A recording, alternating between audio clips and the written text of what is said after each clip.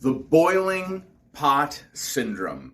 Now, there's this old fable about how a frog jumped into a pot of water, and the pot of water slowly increased temperature over time. And since the temperature was increased slow enough to the point where the frog didn't realize the dramatic effect the rising heat had on him, eventually the frog was boiled to death because it didn't recognize that it was getting so hot that it needed to jump out of the pot. Now, that's exactly what is sort of happening right now when it comes to first-time home buyers and people living in their first home, second home, third home, and are wanting to buy their next home. Now, it's kind of like a ha-ha comparison, because if you're a first-time home buyer, it means that you're slowly sitting in the pot, your rental, that is turning up the temperature, your rent. Trust me, it's going to go up year over year typically. And if it doesn't go up year over year, if the property is ever sold, trust me when I tell you, I see it firsthand every day. The very moment that new landlord buys that property, he's figuring out the end of your lease and he's jacking it up to fair market value for the rent, which for a lot of people in recent history has been a significant amount of money.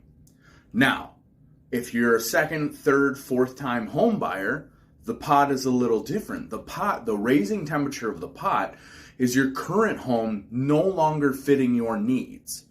Maybe it's not enough space, it's not in a geographic location that you desire, it doesn't have a pool, it doesn't have land. Whatever need is not being fulfilled, eventually that water's going to get hot enough for you to want to jump. But if the temperatures increase so slowly, which we're talking about interest rates are the temperature. If that's being raised so slowly that you don't recognize that this may be the new norm, because right now at a 30-year average, we're actually a little bit below it on the 30-year average. I think some people aren't recognizing that this is not that bad of a time to buy or sell. I think a lot of people are hesitant to jump into the market because their feelings are that it's too expensive, and they're not wrong.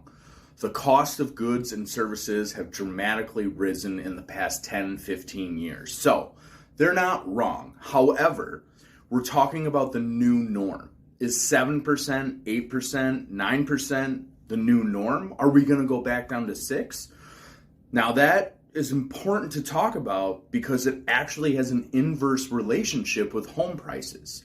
When home prices go up, typically, we're going to see interest rates either remain stable or go down. And the reason is, it's kind of like one affects the other. If interest rates go down, more people are interested in making that move and jumping out of the pot, buying their first home, buying their next home, and they're all doing it at the same time. And when a bunch of buyers influx the market and there's a limited amount of sellers, they have the opportunity to have a bidding war because now they get multiple offers or multiple people interested in their home, and that's fantastic. However, when interest rates rise, home prices dip a little bit.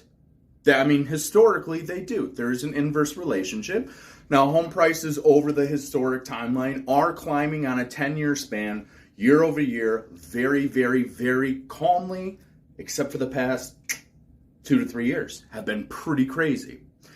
So if you're thinking about making your first move, if you're thinking about making your next move, or you want to talk about how right now market prices are still on the rise, interest rates are still on the rise, when do we think it's a good time to buy? Right now. Right now. Because if you buy right now, you can refinance later. If the rates rise, you won. You bought at an appropriate level. If they fall, you can refinance. And we can talk about buy downs, and we can talk about seller closing cost credits. There's a myriad of ways to get creative to get you into your next home. I'm Max Fights. I am Wisconsin Real Estate. Please reach out with any questions, or if you want to know more about the marketplace, or maybe particularly where you might want to move, please feel free to reach out. I'll put my contact details below. Have a wonderful weekend.